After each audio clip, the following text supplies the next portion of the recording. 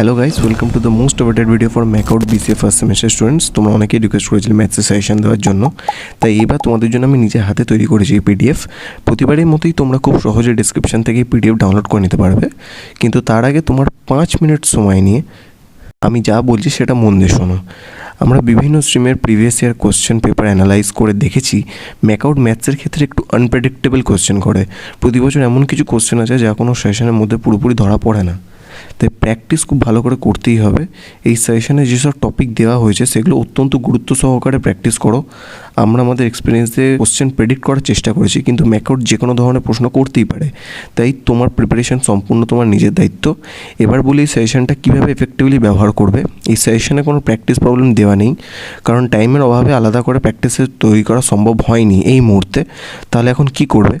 তুমি যে কোনো এআই অ্যাপ যেমন চ্যাটজিপিটি বা জেমিনাই ব্যবহার করে এই সাজেশনের ভিত্তিতে প্র্যাকটিস প্রবলেম জেনারেট করতে পারো, অথবা তোমার কলেজ নোটস বা বই থেকে এই টপিকস নিয়ে যত বেশি সম্ভব কোশ্চেন সলভ করতে পারো।